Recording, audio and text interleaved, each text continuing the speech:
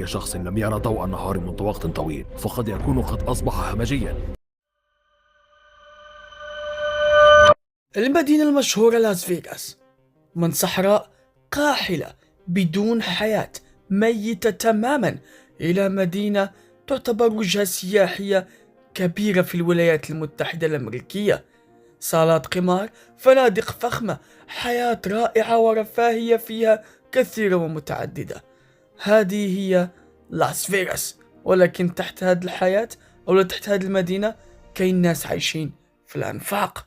أي شخص لم يرى ضوء النهار منذ وقت طويل فقد يكون قد أصبح همجيا. تمتد هذه الأنفاق 7 طوابق للأسفل. إلى هذا القبيل لا يعمل هنا. إذن أمامك خريطة للأنفاق في لاس فيغاس. 1500 شخص يعيشون في هذا. يقولوا what happens in Vegas stays in Vegas.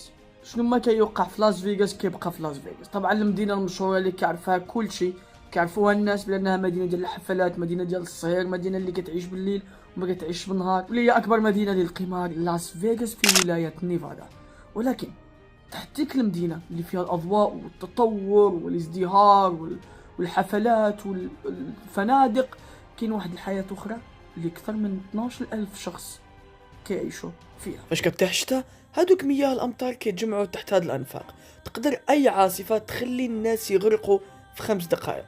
هاد الأنفاق هادو تم تصميمهم باش أنهم يوزعوا المياه وما يخليوش المياه فوق سطح المدينة ويكونوا تحت المدينة، والناس اللي ساكنين تما يقدروا يغرقوا في ثواني. تصبح أضيق كلما نزلت حتى تضطر إلى الزحف. حسب معلوماتي تمتد هذه الأنفاق 7 طوابق للأسفل. لاس فيغاس عندها واحد القنوات مائية أو عندها واحد المجاري تحت المدينة وتعتبر بنية تحتية، خصوصا أنه إلا كانت المدينة كتستقبل الأمطار، هادوك الأمطار يقدروا أنهم يتسربوا لدوك الأنفاق اللي كاينة تحت المدينة وما تضركش بها سطح المدينة، خصوصا أن المدينة فيها فنادق كيجيو ليها الزوار من كاع أمريكا ومن خارج أمريكا، فالمدينة تحتاج أن يكون عندها بنية تحتية قوية. هما كيحسوا بالناس اللي كاينين فوق وعايشين الفوق، أما الناس اللي عايشين الفوق ما كيحسوش بهم حيث هما عايشين في الأنفاق وتحت الأرض، عايشين حياة أخرى، حياة ذنيئة، حياة صعبة والخطر فيها يقدر يجيهم من كل الجهات. أجي إزالة سموم وقبل المجاري كنت ألتحق به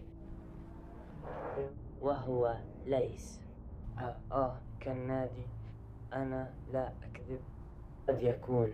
اتصلي بنا حسنا.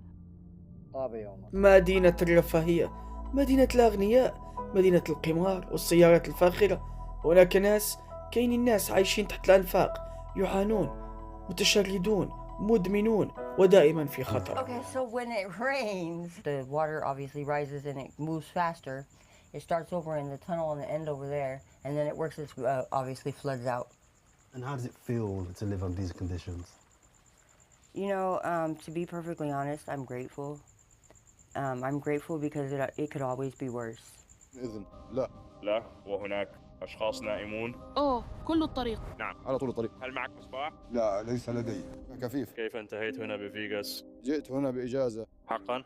خسرت مالا بالقمار؟ شيء كهذا. الموت عندهم تما شيء طبيعي، دغيا كيسمعوا بيناتهم وكيهضروا بيناتهم باللي فلان صافي فقد الحياة، فلان كان معانا هنايا وفقد الحياة، يعني ولا عندهم شيء طبيعي جدا. نتمنى ان الحلقه تكون عجبتكم. كان معكم ابراهيم ديسكفرز، نكتشفوا حوايج جداد. ما تنساوش تبارطاجيو الفيديو وديروا لايك والاشتراك او لا فولو، حيت هذا اكبر دعم تقدروا انكم تقدموه ليا باش نكمل في صناعه المحتوى. سلام.